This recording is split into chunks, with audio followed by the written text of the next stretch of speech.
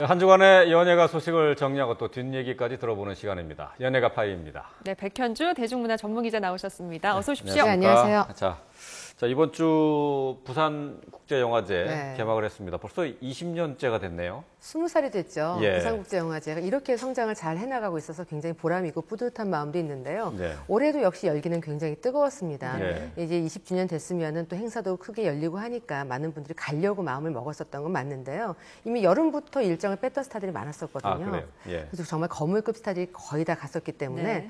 그래서 정말 풍성했던, 날씨는 받쳐주지 않았지만 개막식도 화려했고 예. 부산영화제 또 이면에 가면 골목길에서 만날 수 있는 스타분들도 많거든요. 그곳에서 네. 만날 수 있는 스타들도 많아져서 너무 좋아들 합니다. 예. 네, 뭐 부산국제영화제 화려하게 개막을 했고 네. 또 사람들이 보는 재미라고 한다면 레드카펫 위에서의 우리 스타들의 모습이 아닐까 싶은데 맞습니다.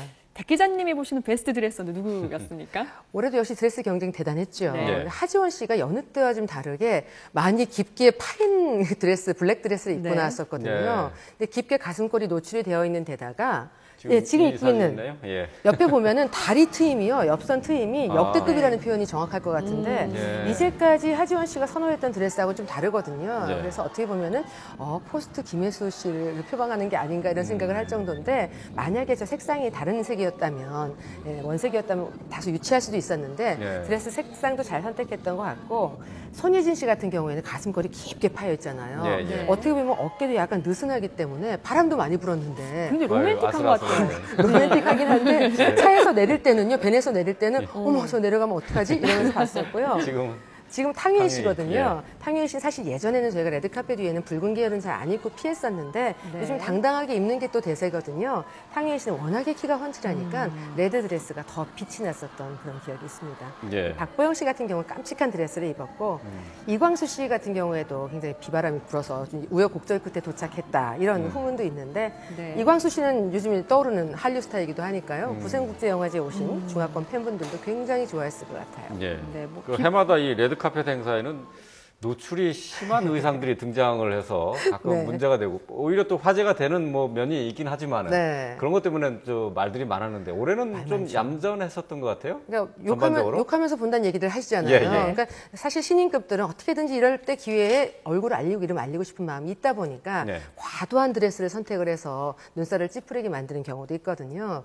올해는 그렇지는 않았고요. 네. 다만 좀 신인급에서 조금 야한 듯한 그런 드레스를 선호를 했는데 강예원 씨라든지 뭐 민송아 씨라든지 이런 신인급들은 약간 시스루라고 그래서 속이 다 이렇게 비치면서 마치 전신이 지금 레드잖아요. 네. 전신이 그냥 노출이 되는 예. 듯한 착시 현상을 일으키는 그런 드레스를 입은 건데요. 네. 이 정도 말고는 과도하게 의도적으로 뭔가 이렇게 노이즈 마케팅을 위해서 노출을 시도했다던가 이런 배우는 눈에 띄지 않아서 격을 높일 수 있었다. 저는 예. 이렇게 개인적으로 생각을 합니다. 저 정도면 그래도 뭐 양호한 거죠. 예. 네, 양호한 거죠. 착시 현상을 유도한 거니까요. 예. 올해 영화제를 찾은 네. 해외 스타들도 참 많은데 그렇죠. 특히 이 80년대 책받침 스타라고 하는 네. 나스타샤 킨스키 씨도 오시고요. 이 테스의 여주인공이었는데 이 그럼요. 테스를 문학 작품으로 먼저 접하지 않고 이 영화를 그럼요. 보고 난 뒤에 문학 작품에 관심을 가졌다 이런 분들도 굉장히 많으시더라고요. 정말 가장 로맨틱한 입술의 소유자다 이런 예. 얘기를 많이 했죠. 그 예. 테스에서 보면 이렇게 과일을 이렇게 주는 때 받아먹는 입술. 테스의 주인공인 나스타샤 킨스키는 뉴커런트 부문의 심사위원으로 참석을 했고요. 소피 마르소도 첫사랑이잖아요. 우리 네. 국민 첫사랑이었는데 이번에도 역시 왔습니다. 근데 소피 마르소 같은 경우에는 간간히 모습을 드러냈었어요. 아이 엄마가 되고 나서는 좀 이렇게 주름살도 좀 많이 늘기도 했고 또 얼마 전에 있었던 칸 국제영화제 레드카펫에서는 너무나도 이렇게 쭉 벌어진 드레스를 입으셔가지고 속옷이 노출되면서 10대 때 많이 좋아하셨던 분들에게 예. 배신감을 안겨주기도 했지만 아무튼 뭐 정말 대단한 네. 스타이면 틀림이 없는데 나스타샤 킨스키 같은 경우에는 지금 다큐 작업에 열을 올리고 있다고 하면서 네. 나이를 먹으면서도 여전히 그 영화 작업에 매진하는 이런 근황을 들려주기도 했습니다. 나이가 들어도 여전히 뭐 미모는 그대로 유지가 되고 있는 것 같은데 네. 그래도 주름이 좀 있어서 좀 그 실망하는 팬들이 좀 많이 있을 것 같아요. 그래도 어떻게 보면 요즘에 우리나라 일부 배우분들 같은 경우는 젊음에 집착을 하셔서 예. 네. 시술을 너무 자주 받으시다가 인상이 망가지는 경우가 있잖아요. 예, 예, 예. 나이에 노안 나이테와 같은 거니까 나무의 나이테와 같은 자연스럽죠, 거니까 그러니까. 아름다움 있잖아요. 예, 예. 노숙한 것도 있고. 예. 예. 그래도 뭐 입술의 아름다움은 계속 가지고 계신 그렇죠. 걸로. 입술 노화가 안 왔어요. 예.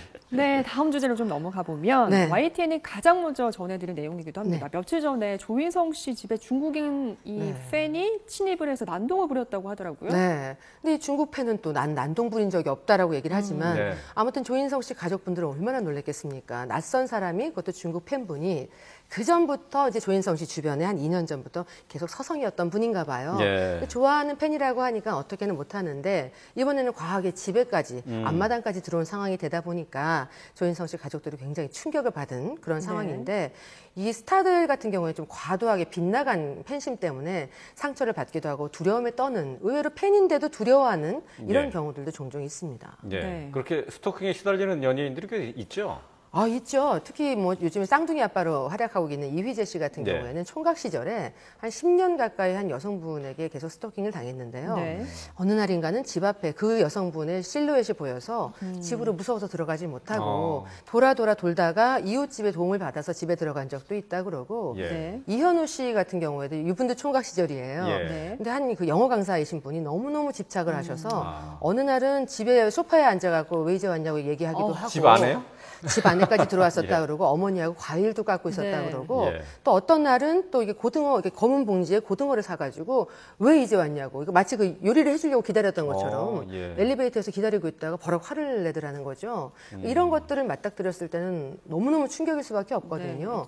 기다리지 않던 사람이 갑자기 여기 있으니까 그렇죠. 얼마나 놀라겠어요. 예. 그리고 예. 잠시 그래픽에도 나왔는데 엑소는 숙소에 몰래 카메라 설치를 하는 일도 있었어요. 네, 그뿐만 아니라 엑소의 백현 씨 같은 경우에는 네. 친형 결혼식장에 팬분들이 그냥 느닷없이 들이닥쳐가지고 아유, 네. 결혼식장이 아수라장이 됐었다라는 후문도 있었거든요. 그러니까 일부 팬분들이죠. 네. 사실 예의를 많이 갖추시는 분들이 있음에도 불구하고 예. 너무너무 극성스러우신 분이 소수임에도 불구하고 예. 두드러지기도 하거든요. 예. 빅뱅이나 JYJ 같은 경우는 그 차량 사고를 일부러 내는 그런 경우도 있었던 모양이에요. 그렇죠. 사생 팬분들 같은 경우는 택시를 아예 그냥 옆에다가 세워놓고 네. 같이 일거수일투족을 따라다니는데요.